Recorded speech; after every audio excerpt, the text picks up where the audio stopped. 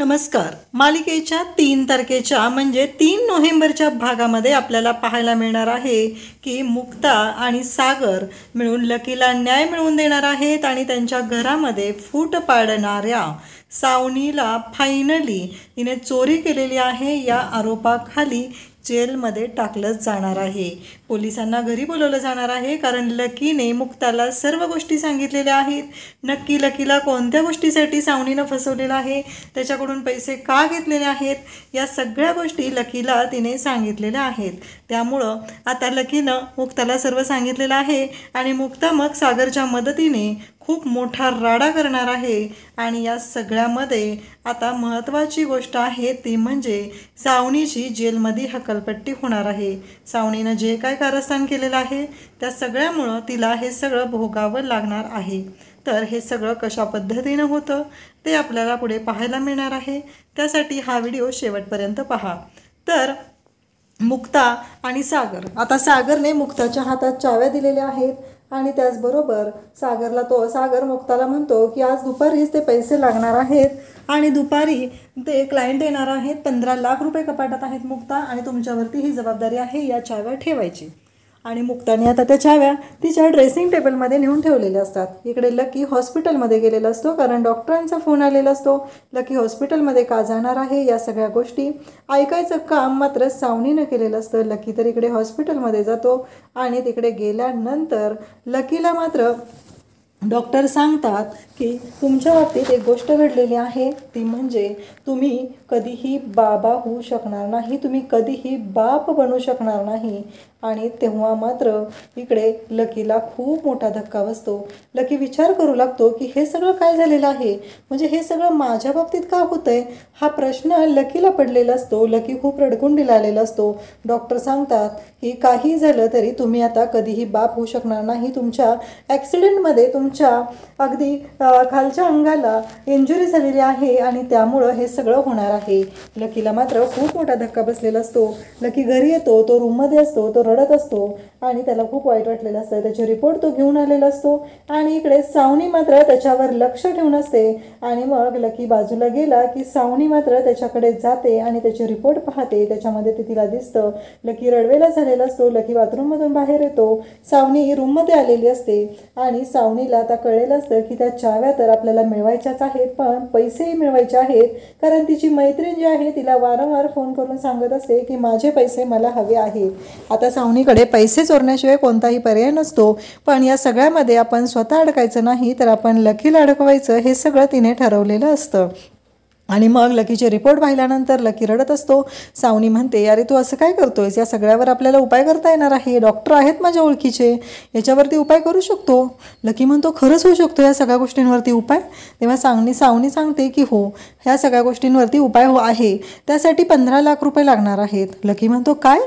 तेव्हा सावनी सांगते की हो, त्यासाठी 15 लाख रुपये लागणार आहेत. आता लकीलाही धक्का बसलेला असतो. 15 लाख कुठून आणायचे? आणि मग इकडे सावनी त्याला म्हणते की हे 15 लाख तुला मिळू शकतात आणि ते फक्त आणि फक्त तुझ्या दादूच्या कपाटात आहेत. त्याने सकाळीच तिथे 15 ते 16 लाख रुपये ठेवलेले आहेत आणि ते पैसे तू मिळवू शकतो कारण तुझ्या दादूजने तुला तर सांगितलेलं आहे की काही झालं तरी याला घरातलं कुणी एक पैसाही द्यायचा नाही आणि आता तुझ्यावर उपचार करणं गरजेचं आहे आणि अगदी नवं आहे तोपर्यंत उपचार केले तरच तुला यातून मार्ग मिळणार आहे. जर जास्त दिवस झाले तर हा आजार तुझा जो आहे त्याच्यावर कधीही मार्ग निघू शकणार नाही. आणि तेव्हा मात्र लकीला धक्का बसतो. लकी म्हणतो की काय सांगतेस? तेव्हा सावनी म्हणते की हो. आणि आता लकीला ती म्हणते की चावी तुला मिळवून द्यायचं काम माझं आहे, मी तुला चावी मिळवून देईल, बाकीच्या गोष्टी तुला मॅनेज कराव्या लागतील. तेव्हा लकी म्हणतो की हो. मग सावनी आता मुक्ताने ड्रेसिंग टेबलमध्ये चावी ठेवलेली तिने चोरून पाहिलेलं असतं आणि मुक्ता बाहेर इंद्राबरोबर असते. तेव्हा सावनी मुक्ताच्या रूममध्ये जाते आणि तिथून चावी चोरते आणि त्यानंतर साबणावरती त्या चावीचे ठसे उमटवते. साबणावरती तिने ठसे उमटवलेले असतात आणि मुक्ता बिचारी बाहेर असते, तिला काहीच माहिती नसतं आणि साबणावरती ठसे उमटवून मग ती चावी आता दुसरी डुप्लिकेट चावी बनवायला बाहेर जाते. पण तो साबण जो असतो तो तिने ताब्यात घेतलेला असतो आणि त्या साबणावरती तिने जे ठसे घेतलेले असतात तो साबण तिने अगदी जपून ठेवलेला असतो, कारण काही झालं तरी तिला तो खूपच महत्त्वाचा असतो. आणि त्यामुळं तो साबण घेऊन ती बाहेर जाणार असते. तेवढ्यातच तिथं मुक्ता आलेली असते आणि मुक्ता म्हणते की काय झालं सावनी. तेव्हा मुक्ताला सावनी म्हणते काय पाहिजे. तेव्हा मुक्ता म्हणते नाही तुमच्याकडे जे आहे तेच पाहिजे. त्यावेळेस सावनीच्या हातातून तो साबण खाली पडतो आणि तो साबण बेडच्या खाली सावनी ढकलते. मुक्ता तिला विचारायला आलेली असते. मुक्ता म्हणत असते की काही झालं तरी तुम्हाला जे हवं आहे ते कधीच मी होऊ देणार नाही, असं म्हणून मुक्ता तिथून निघून जाते. सावनी मात्र तो साबण पर्समध्ये टाकते आणि चावी बनवणारकडे जाते. काही करून तिला ती चावी बनवायची असते. तो साचा तिच्याकडे मिळालेला असतो, तो छाप तिला मिळालेला असतो आणि ती डुप्लिकेट चावी बनवून आणते.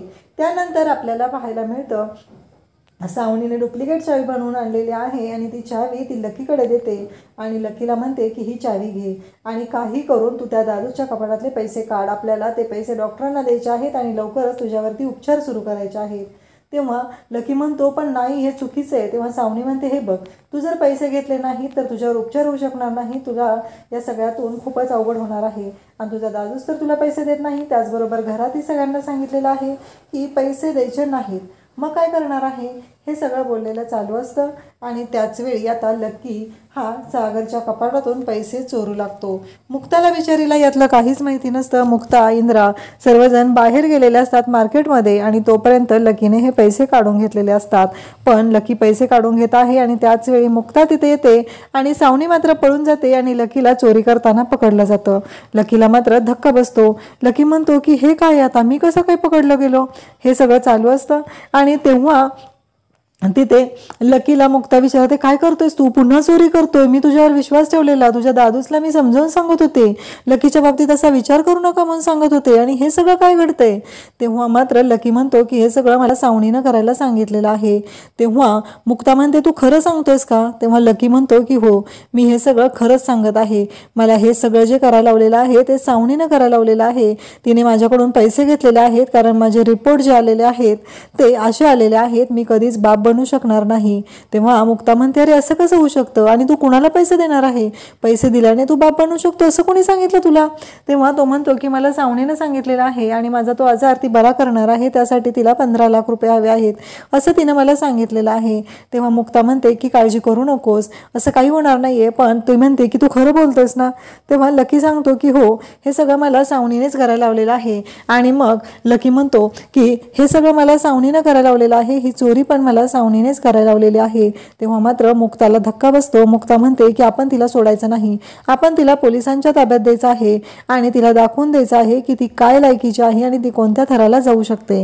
हे सगळं जेव्हा घडत असतं तेव्हा मात्र मुक्ताने अजूनही सागरला कोणत्या गोष्टी सांगितलेल्या नसतात. सागरला यातलं काही माहिती नसतं आणि सागर बिचारा या सगळ्यापासून लांब असतो. आता मुक्ताने लकीला न्याय मिळवून द्यायचं ठरवलेलं आहे. काही झालं तरी लकीला या सगळ्या गोष्टींमध्ये आपण मदत करायची आहे हे तिनं ठरवलेलं आहे. आणि मग मुक्ता सागर त्याचबरोबर लकी आता सागरला ही सर्व गोष्टी सांगितल्या जातात आणि मग मुक्ता म्हणते की आपण पोलीस कंप्लेंट करूया सागर. कारण सागर आणि मुक्ताला कळलेलं आहे की घरात चोरी झालेली आहे आणि ते पैसे सावनीनं घेतलेले आहेत ही गोष्टही सांगितलेली आहे. आणि मग पोलीस कंप्लेंट केली जाते. पोलीस घरी येतात आणि प्रत्येक रूमची झडती घेतली जाऊच लागते. परंतु ते पैसे मात्र सावनीने अजून तिच्या मैत्रिणीला दिलेले नसतात. हे काहीच वेळात झालेलं असतं. चोरी झालेली आहे. लगेच पोलीस आलेले आहेत. सगळ्या घरामध्ये आता चौकशी होत आहे आणि मग पहिल्यांदा लकीची रूम चेक केली जाते. लकीच्या रूममध्ये मात्र ते पैसे नसतात. तेव्हा मात्र सगळ्यांनाच खूप बरं वाटतं. त्यापेक्षा इंद्रालाही बरं वाटतं. लकी म्हणतो की मुक्तावेणी कधी सांगायचं आहे. तेव्हा मुक्ता म्हणते मी सांगते तुला कधी सांगायचं आहे तेव्हाच आपण या सर्व गोष्टी सांगूया.